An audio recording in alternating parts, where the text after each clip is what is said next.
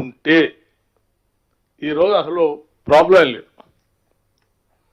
కేవలం టిఆర్ఎస్ ప్రభుత్వం మనం స్టార్ట్ చేసిన ప్రాజెక్టులు పూర్తిగా కంప్లీట్ చేయలేదు, యూటిలైజేషన్లోకి తీసుకొని రాలేదు కాబట్టే ఈరోజు అసలు కృష్ణా జలాలపైన మనకి నీళ్ల సమస్య అని చర్చ వస్తా ఉంది. అంటే దీని మొత్తానికి కారణం ద్రోహం జరిగిందంతా టిఆర్ఎస్ ప్రభుత్వం, వారి నాయకత్వం కంప్లీట్ చేయలేకపోవటం వల్లనే తెలంగాణ రాష్ట్రానికి చాలా పెద్ద నష్టం జరిగింది. ఆ నష్టాన్ని ఇప్పుడున్నటువంటి ప్రభుత్వం రేవంత్ రెడ్డి గారి నాయకత్వంలో ఉత్తమ్ కుమార్ రెడ్డి గారు ఇద్దరు కలిసి సీరియస్గా కేంద్రం పైన కొట్లాడుతూ ఉన్నారు నీటి కేటాయింపు కోసం. ఇది ప్రధానంగా మనం ప్రజల్లో తీసుకొని వెళ్లాల్సింది. ఇక రెండో అంశం ఇంకో ఆయన ఏం చెప్తా ఉన్నాడంటే, సరే గోదావరిలో నీళ్ళన్నీ సరిగా మీరు బనకచెర్ల అడ్డుపోతా ఉంది, మీరు సరిగా చేయలేదని చెప్తాం. ఇప్పుడే మంత్రి గారు చెప్పినట్టు ఆనాటి తుమ్మిడి ప్రాజెక్ట్ కానీ, ఆ తర్వాత తుపాకులగూడెం దగ్గర మొదలుపెట్టినటువంటి ప్రాజెక్ట్ కానీ, లేకపోతే ఆ కింద ఉన్నటువంటి ఇందిరాసాగర్, రాజీవ్ సాగర్ గారు, వీటన్నీ కలిపితే కూడా కేవలం ఇది 38,000 crores, అదేం 2,400-500 crores, మొత్తం కలిపితే 42,000 crores. గోదావరి నది పైన ఉన్న ప్రాజెక్టులు అన్ని ఖర్చు ఆ రోజు ఎస్టిమేషన్స్ అన్ని 42,000 crores మాత్రమే. వాటిలో చాలా వరకు డబ్బు ఖర్చు పెట్టారు కూడా.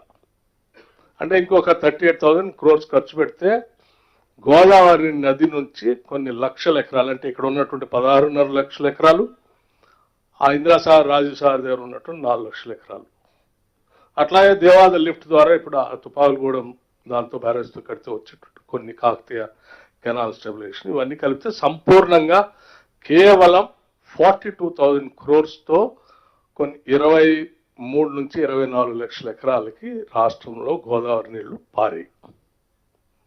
కానీ ఆయన ఏం చేసి ఒక్క గోదావరి నది పైనే 38,000 కోట్లతో అయ్యేటువంటి ప్రాణహిత చేవళ్ల ప్రాజెక్ట్ని రీడిజైనింగ్ చేసి 125,000 కోట్లు పెంచాడు. ఇందిరా సాగర్, రాజీవ్ సాగర్ని ఒక 20,000 కోట్లు పెంచాడు. అంటే ఒక్క గోదావరి పైనే 1,45,000 కోట్లకి రీడిజైన్ చేసి ఖర్చు పెట్టారు. ఇంత ఖర్చు పెట్టినా కూడా ఒక్క ఎకరానికి కూడా నూతనంగా ఆయకట్టుకి నీళ్ళు ఇవ్వలేదు. ఎందుకంటే ఏ ప్రాజెక్టు కూడా డిస్ట్రిబ్యూటర్ కెనాల్స్ చేయాలి. ఈవెన్ కాళేశ్వరం లిఫ్ట్ చేశామని చెప్తున్నటువంటి ప్రాజెక్టు కూడా ఎక్కడ డిస్ట్రిబ్యూటర్ కెనాల్ తీయలే, ఒక ఎకరానికి కూడా నీళ్ళు ఇవ్వలేదు. పారే నీళ్ళన్నీ కూడా శ్రీపాద ఎల్లంపల్లి నుంచి, మిడ్మానేర్ నుంచి, కాకతీయ కెనాల్ నుంచి వీటి ద్వారానే పారుతుంది. ఇవన్నీ ఆనాటి కాంగ్రెస్ ప్రభుత్వాలు కట్టినాయి. కాబట్టి అంత పెంచితే కూడా ఒక ఎకరానికి కూడా నీళ్ళు ఇవ్వనటువంటి 1,00,000 కోట్ల పైబడి ఒక్క గోదావరి నది పైన తిన్నటువంటి టిఆర్ఎస్ ప్రభుత్వం ఈరోజు కాంగ్రెస్ ప్రభుత్వం మీద మాట్లాడటం అనేది నిజంగా ఇంతకంటే హాస్యాస్పదం ఏం లేదు. ఈ రెండు తప్పిదాలు వాళ్ళు చేయటం వల్ల ఈరోజు తెలంగాణ రాష్ట్రానికి రావాల్సిన నీళ్లు రాలేదు, ఉండాల్సిన నిధులు కూడా ఖర్చు అయిపోయింది. ఇంత ప్రమాదంలో తెలంగాణ రాష్ట్రాన్ని నెట్టేసినటువంటి టిఆర్ఎస్ పార్టీ పైన సమగ్రమైనటువంటి సమాచారం ఇచ్చినటువంటి ఉత్తమ్ కుమార్ రెడ్డి గారు, ముఖ్యమంత్రి గారు ఈ సమాచారాన్ని తీసుకొని మనం ప్రజలకి చెప్తే వాళ్ళు డిఫెన్స్లో ఉండాల్సింది పోయి వాళ్ళు అఫెన్స్గా మాట్లాడుతున్న తప్పులన్నీ వాళ్ళ దగ్గర పెట్టుకోండి.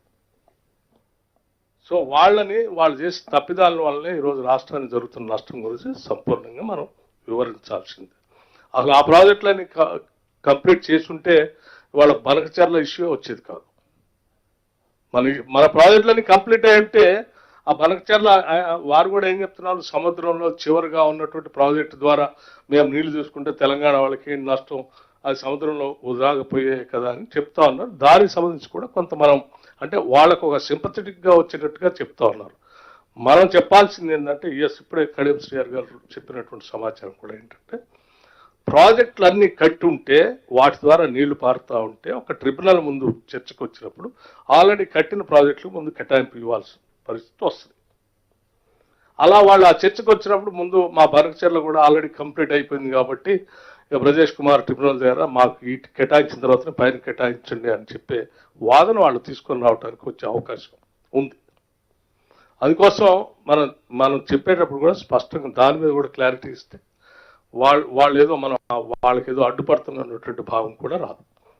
దాన్ని కూడా క్లారిటీ ఇస్తూ నేను ముఖ్యమంత్రి గారికి మై రిక్వెస్ట్ ఈస్, మీరు దయచేసి అట్లాగే ఉత్తమ్ కుమార్ రెడ్డి గారు కూడా మీ ఇద్దరు ఇచ్చినటువంటి సమాచారం రాష్ట్ర ప్రయోజనాలను స్పష్టంగా కాపాడుతూ మీరు చేస్తున్నటువంటి పోరాటం ప్రజలకు తెలియాలి.